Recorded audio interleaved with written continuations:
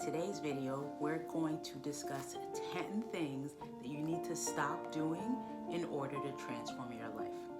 So my name is Eddie, and I am a therapist in New Jersey who specializes in trauma, anxiety, and mom stress.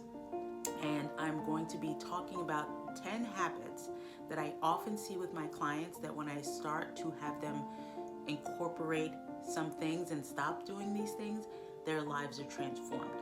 So you probably can have read or watched a bunch of videos or read a bunch of things about habits that you can incorporate to transform your life. However, I am approaching this video from the perspective of the subconscious.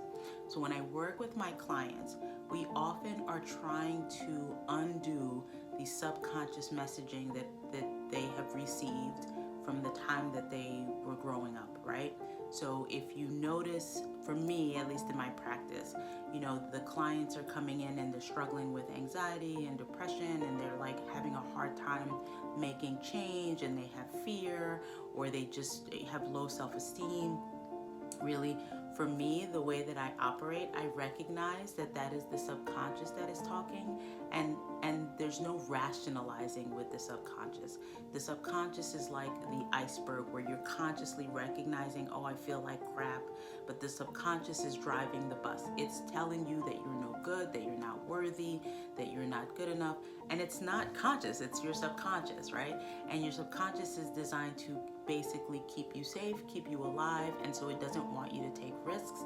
It doesn't want you to do things because whether messaging has told you that you're not capable of doing things, or that you're not good enough, or there's something wrong with you, those things are narratives that are driving the bus and are therefore driving your behavior. So even though consciously you say you want to change and you want to do things and it's uncomfortable, subconsciously your subconscious is like, we are not good enough, we are not worthy, there's something wrong with us, so we're just going to keep the status quo because it's the devil we know versus it's the devil we don't. And so we engage in these behaviors that are reinforcing this messaging, and my job as a therapist is to help you trick the subconscious into making change and believing that it really is worthy or that it really is capable, right? So the way that you do that is in your behavior and is in your sort of daily messaging. So without further ado, let's get into it. Number one, I need you to stop hitting the snooze button. That's right, stop hitting the snooze button. And we have tons of studies, or we know by now that hitting the snooze button is not good for us. That whole 9 minutes kind of puts us back into the sleep state, which is not good for our brains anyways, and it disrupts the sleep cycle, which messes us up, and it does us no good. So we know that physiologically hitting the snooze button is not a good thing, but subconsciously, here's the thing. When you hit the snooze button, you're saying to your subconscious, I can't deal with whatever it is that life has to offer me. Oh my God, my life sucks. Oh, let's just hit the snooze button and let's delay the suckiness of life. Our life sucks. We suck. The person, my spouse, you're just reinforcing to your subconscious that your life sucks. So when you get up, when the alarm goes off, you're saying to your subconscious, I'm capable of doing hard things. I'm capable of doing it. I get it. It's cold sometimes when you hit the snooze button, you've had a late night, and your subconscious wants you to just stay in bed and put the covers on and stay safe. I'm telling you to stop hitting the snooze button. When the alarm goes off, you get up. Hopefully, in a perfect world, you would be able to naturally wake up, but that's asking for too much. So think about this. When you're on vacation, you can't wait to get out of bed, right? You love your life. When you're on vacation, you're like, I don't need somebody to set an alarm for me because I'm going to seize the day and I'm going to take life by the horns and I'm going to go all hard on the vacation.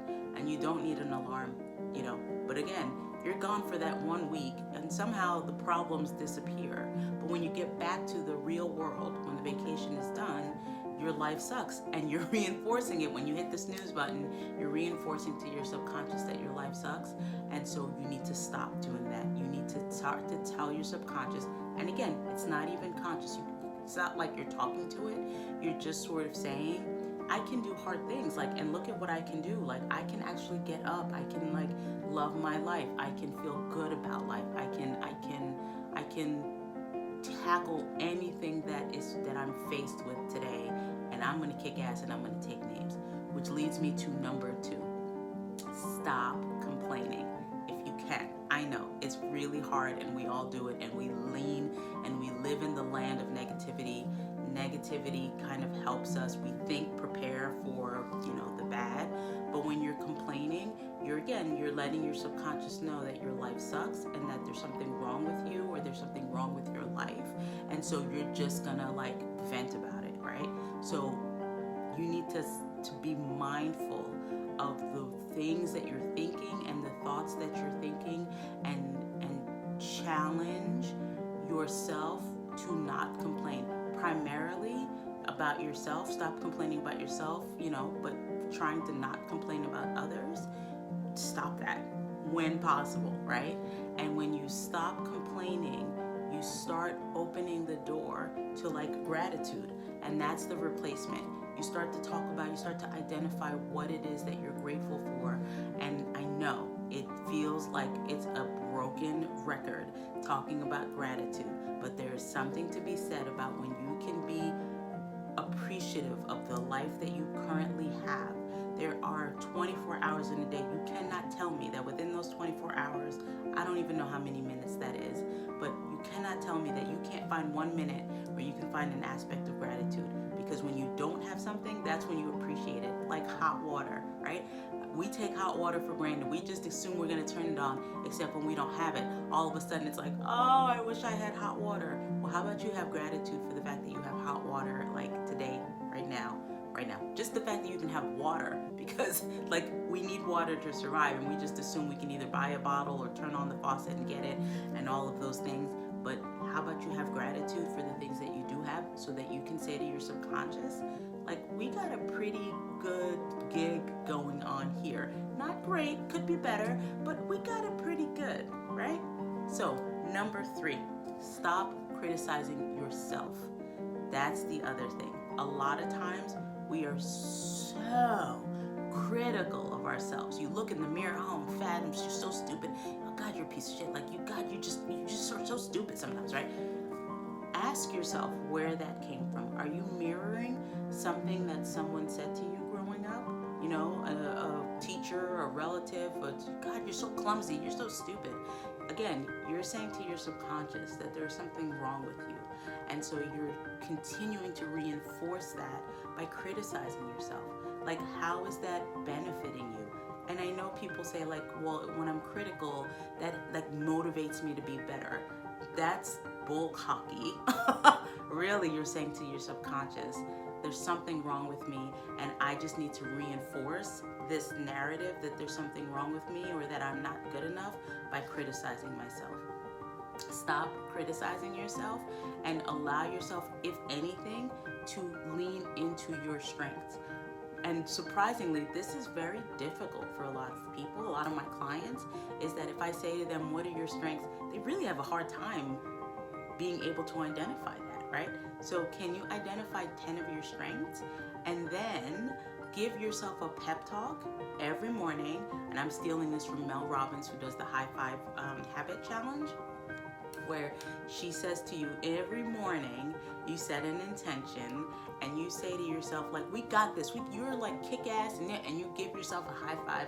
So that is your challenge, is to stop complaining and criticizing yourself, and to actually like lean into your strengths. And here's the other thing that happens when you criticize yourself. You criticize others, and you then do not take risks, because you recognize, hey, I'm sitting here complaining and I'm criticizing and I'm judging other people. Well, what happens if I want to try something?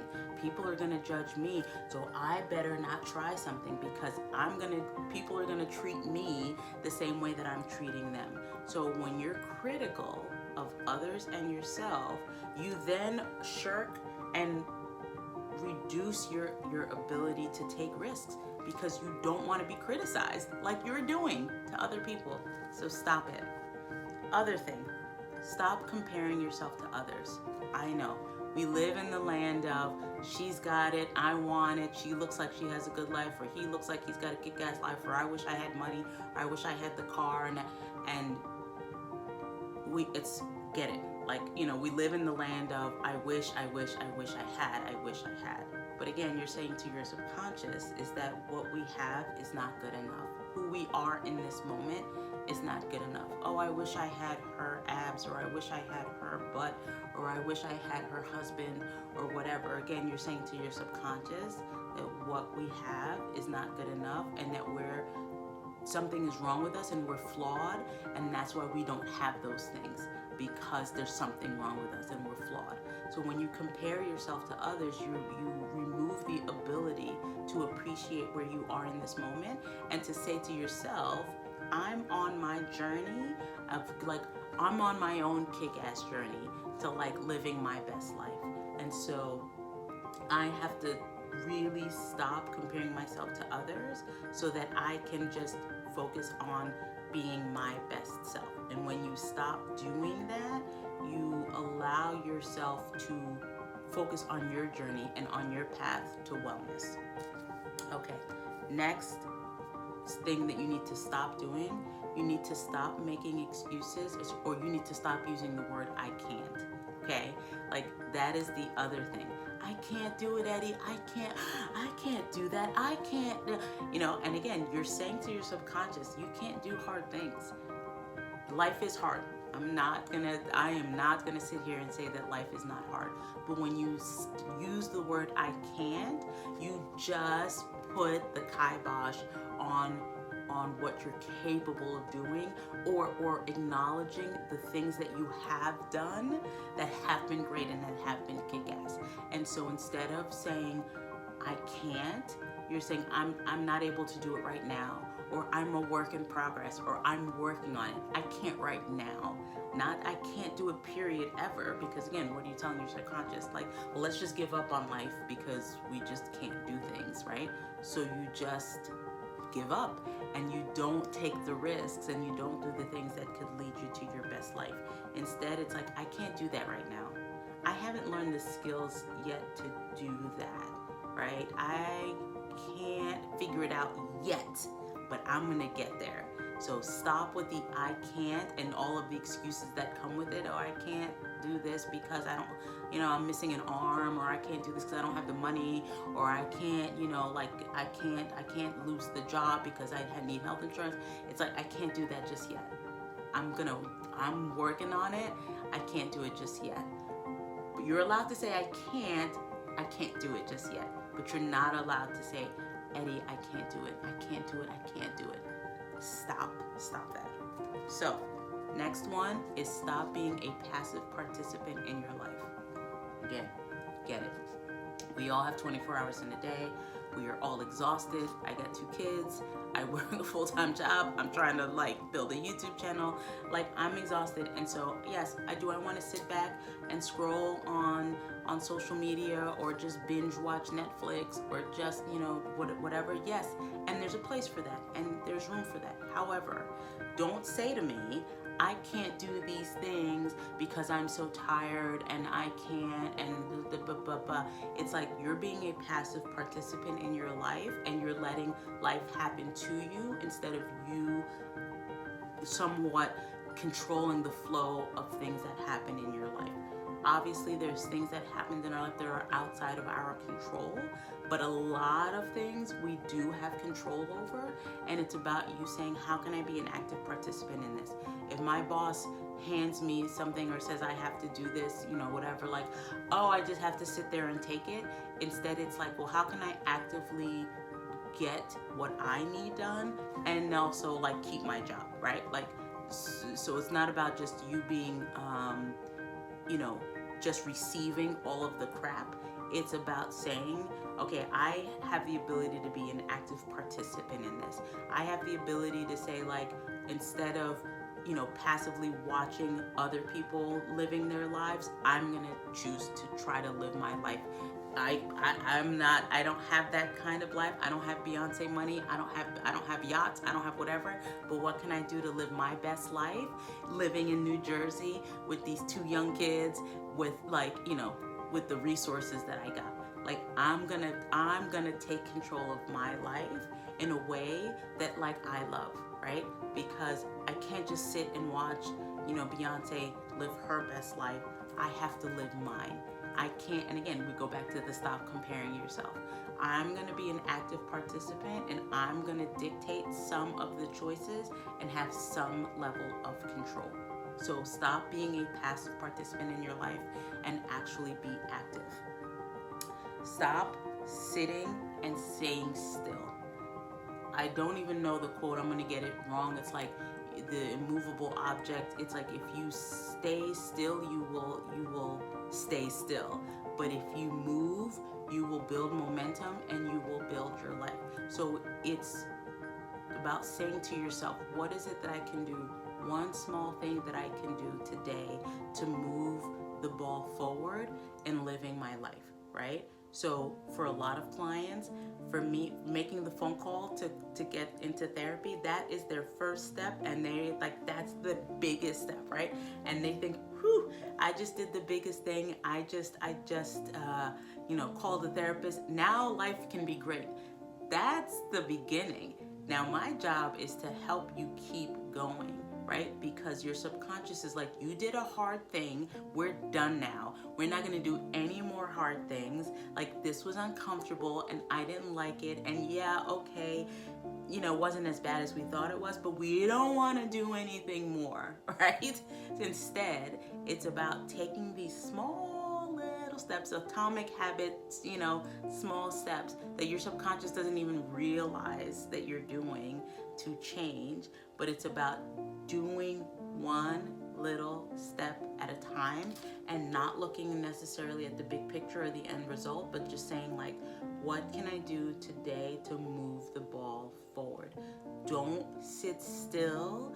Work, work, work. Every day, every week. Again, being in therapy is great because you have, accountability in the sense of when I check in with you every week, it's like, what's going on with you? Where have you been? And there's a level of accountability that has to happen where you say, oh, well, Eddie, I didn't get that much done this week.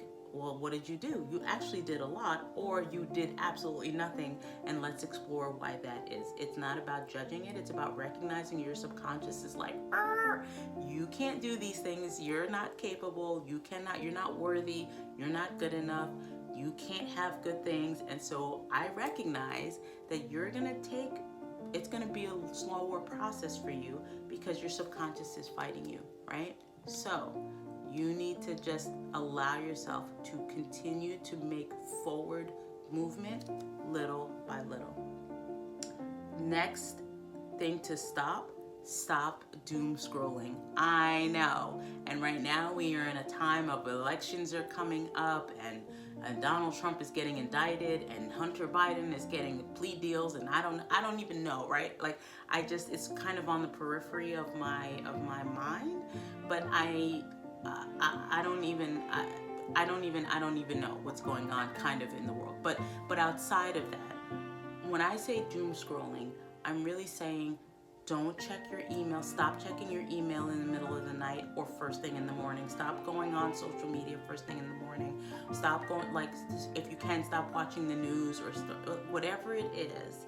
Stop reinforcing to your subconscious that the world is a scary and sucky place, because that's what you're doing, right? If you invite social media, it's Mel Robbins described it as, imagine that you're inviting 500 people into your bedroom first thing in the morning. Who wants that? I know I don't.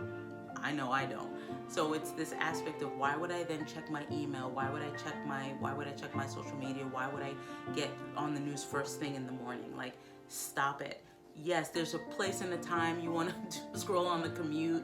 You want to do it, while you're on the potty. Okay, but not first thing in the morning. Stop the getting your phone, and instead develop a morning routine that makes you feel good. Maybe you make the bed, maybe you meditate, maybe you journal, maybe you read a book, maybe you pray, maybe you meditate, maybe do something that sort of moves the ball forward, that says, man, life isn't so bad. Like subconscious, like look like we're making time for ourselves. Wow, we're exercising, we're like reading, we're enjoying, we're laughing, we're like, life is good for us, right? So stop. I call it the doom scrolling, but you know what I'm saying. Don't check your phone first thing in the morning. Stop doing that. Don't check your email. You can check your email like the hour before you go to work. Stop it. Like, stop it. So you do that, you will transform your life, because you're giving yourself priority and you're saying, hey, I'm important, and what do I want to do, and what can I do for my health to like move the ball forward for myself and my life. And finally, this is a subtle one, but stop daydreaming and start visualizing. There's a place for daydream. I love the daydream. There's beauty in the daydream. But if it leans into, oh, I wish I could work on a beach in Costa Rica and have sex with Brad Pitt, and oh, that would be so nice, and right? Like, okay, that's cool. I'm not anti that.